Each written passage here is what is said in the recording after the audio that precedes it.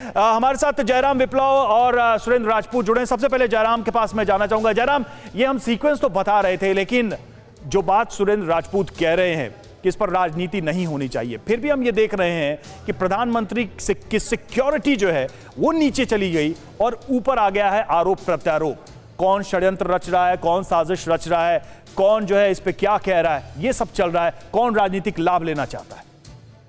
देखिए रवि जी, आजकल तो सोशल मीडिया का जमाना है। ट्विटर पर आप टाइमिंग भी देख सकते हैं और किसके बयान कितने समय में आए ये भी आप देख सकते हैं। आप देखिए ना कि कांग्रेस पार्टी किस प्रकार की तैयारी करके बैठी थी। घटनाक्रम की जानकारी सार्वजनिक नहीं होती है, उससे पहले कांग्रेस पार्टी के नेता पूछने लग जाते हैं। अरे लेकिन जयराम जी, राहुल गांधी का एक भी ट्वीट नहीं आया इस पे। राहुल गांधी ने इस पे कुछ नहीं बोला है। आप भले ही आरोप लगा रहे हो कि वो गुप्त मीटिंग करते हैं, लेकिन उन्होंने कोई ट्वीट नहीं किया है। अगर नहीं किया है तो यह भी दुर्भाग्यपूर्ण है। विपक्ष के एक प्रमुख नेता को अगर इतनी फुर्सत नहीं है कि देश के प्रधानमंत्री की सुरक्षा में चूक हो गई या उससे जुड़ी हुई कोई घटना हो गई है और उस घटनाक्रम पर उनका एक भी ट्वीट नहीं आया, जबकि झूठे तथ्यों के ऊपर वो गलवान घाटी में चीन के कब्जे को लेकर और तमाम तरह की चीजों। चलिए जयराम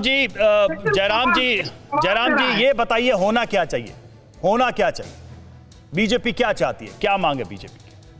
देखिए, सबसे पहले तो इसकी एक उच्च स्तरीय जांच होनी चाहिए। गृह मंत्रालय अपनी ओर से इसकी जांच कर रहा है और इसमें जिसकी भी संलिप्तता होगी उसके ऊपर कार्रवाई। निलंबन तो शुरू हो गए हैं, निलंबन तो शुरू हो गया है, कार्रवाई शुरू हो गई है। ये तो सब जानते हैं ना, नाखून कटा के शहीद होने से अच्छा, अगर सब कुछ सही था तो निलंबन क्यों कर रहे हैं? मुख्यमंत्री ने कहा सब कुछ ठीक था तो निलंबन क्यों हो रहा है? सब कुछ ठीक था तो निलंबन क्यों हो रहा है? हाँ, दो बातें साफ है। पहली चीज तो ये गलत खबर है, किसी का निलंबन हुआ है। दूसरी एक सही है कि गृह मंत्रालय ने जांच के लिए कहा है, विस्तृत जांच हम लोग करेंगे और साजिशकर्ता जो लोग भी हैं, जिस दल के भी हैं, भाजपा वाले हैं या कोई भी है, उनके खिलाफ कठोर कार्रवाई। और कांग्रेस का कोई निकला तो कठोर कार्रवाई करेंगे। भाजपा का निकलेगा तो करेंगे ही करेंगे, वो तो तय है। लेकिन अगर कोई कांग्रेस का निकला तो साजिशकर्ता जो भी होगा, आप होंगे, आपके खिलाफ होगी, मैं हूंगा, मेरे खिलाफ होगी। स्पष्ट है, हम कानून को अपने हाथ में जिस प्रदेश से आप आते हैं, आप जिस प्रदेश से आते हैं, उत्तर प्रदेश में अभी हमने देखा था कि किस तरीके से गाड़ियों को पीटा गया, कूटा गया और फिर डिस्टर्बेंस पैदा कर दी गई कि वही प्रधानमंत्री का ही कार्यक्रम था, लेकिन समाजवादी पार्टी की तरफ से कोई कार्रवाई नहीं की गई। तो क्या हम कांग्रेस से अपेक्षा करते हैं कि ऐसा कुछ हुआ तो होगा? नहीं, मैं आपको बता दूं, मैं आपको एक तथ्यात्मक जानकारी दे दूं। मैं समाजवादी पार्टी का प्रवक्ता नहीं हूं, लेकिन जो कूटा गया पीटा गया था उनको समाजवादी पार्टी वालों ने तुरंत पार्टी से निकाल दिया था। ठीक है ना, आप बहुत स्पष्ट समझिए। और उसके बाद उत्तर प्रदेश की पुलिस ने अभी तक कोई कार्रवाई नहीं की उनके खिलाफ, ये भी आप समझ लीजिए। मैं आपको दो तीन, ये भारतीय जनता पार्टी के लोग मूल रूप से साजिशकर्ता लोग हैं। ये नाखून कटाकर, जो भी विप्लव जी ने कहा, शहीद बनने की कोशिश करते हैं। अपने राज्य में तो अल्टरनेटिव रूट ले लेते हैं जब छात्राएं प्रदर्शन कर रही होती हैं, क्योंकि यहाँ बदनाम नहीं करना योगी जी को। पंजाब में तो अल्टरनेट रूट कहां था? वो वैकल्पिक रास्ता कहां था कहीं पे? गृह मंत्रालय ने यह भी पूछा है, कोई वैकल्पिक रास्ता था क्या कहीं? बिल्कुल, वो उसका भी गृह मंत्रालय को जवाब मिलेगा। अमित शाह को इस्तीफा जरूर दे देना चाहिए, क्योंकि ब्लू बुक के हिसाब से वो सुरक्षा अपने प्रधानमंत्री को कराने में नाकाम रहे और जब तक रूट सैनिटाइज। चलिए ठीक है, ठीक है, आपका कहना है कि रूट सैनिटाइज नहीं था, बावजूद इसके वो ले गए, जबकि बीजेपी कह रही है कि डीजीपी के इनपुट के आधार पर ही हम आगे बढ़े थे।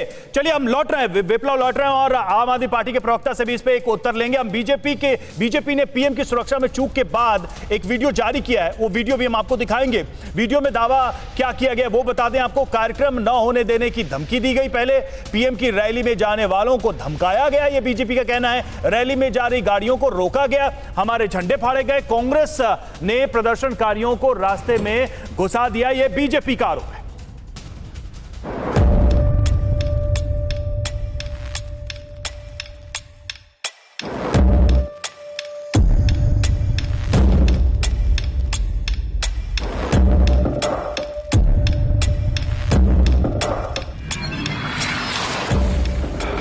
किसान मजदूर संघर्ष कमेटी का काफला जो कि फिरोजपुर पीएम नरेंद्र मोदी का विरोध करने जा रहा सी।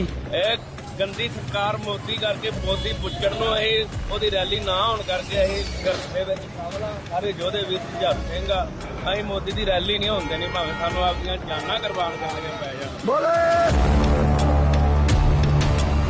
ਉਹਨਾਂ ਚਿਰ ਇਹਨਾਂ ਦੀਆਂ ਰੈਲੀਆਂ ਹੁੰਦੀਆਂ, ਰੈਲੀਆਂ ਤੇ ਅਸੀਂ ਵਿਰੋਧਤਾ ਕਰਦੇ ਆ ਤੇ ਜਿੱਥੇ ਵੀ ਹੋਇਆ ਰੈਲੀ ਇਹਦੀ ਉਹ ਅਸੀਂ ਰੋਕਣ ਦੀ ਕੋਸ਼ਿਸ਼ ਕਰਾਂਗੇ।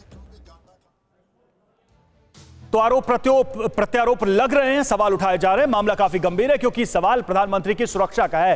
ऐसे में आइए समझते हैं कि पीएम की सुरक्षा का घेरा तैयार कैसे होता है, कैसे ये पूरा सिक्योरिटी apparatus तैयार होता है, क्या प्रोटोकॉल होता है प्रधानमंत्री की सुरक्षा का। बिग वॉल ग्राफिक्स के जरिए हम आपको बता रहे हैं। ये जो आप देख रहे हैं सेंटर में प्रधानमंत्री, और देखिए कैसे ये सिक्योरिटी बनती है। पहला घेरा जो फर्स्ट सर्कल होता है सिक्योरिटी का, वो होता है एसपीजी कमांडो का, और इसमें टोटली अगर एसपीजी की बात करें उसके नियंत्रण में ये घेरा रहता है। दूसरा घेरा जो होता है वो पर्सनल गार्ड्स का रहता है। ये जो सेकेंड लेयर ऑफ सिक्योरिटी है उसमें पर्सनल गार्ड्स होते हैं, वो उनके जिम्मे रहता है। और तीसरा घेरा जो है उसमें एनएसजी कमांडो रहते हैं। ये तीन लेयर्स हम आपको बता रहे हैं अभी तक। देखिए पहला घेरा, दूसरा घेरा और तीसरा घेरा। अब जो चौथा घेरा है सिक्योरिटी का, वो किसके जिम्मे होता है? चौथा घेरा पैरामिलिट्री फोर्स और राज्य के पुलिस अधिकारी उसमें शामिल होते हैं। यहां से एंट्री होती है स्टेट पुलिस के इन्वॉल्वमेंट की। और पांचवा घेरा जो है वो स्थानीय पुलिस और पैरामिलिट्री फोर्स का होता है। पांचवा घेरा काफी बड़ा एक दायरा होता है प्रधानमंत्री की सुरक्षा का, और अलग अलग इन लेयर्स को प्रोवाइड कराया जाता है प्राइम मिनिस्टर की सिक्योरिटी के। लेकिन ये सारे लेयर्स ब्रीच हुए हैं। अड़ी सोमवार से शुक्रवार शाम 6 बजे सिर्फ TV9 भारतवर्ष पर।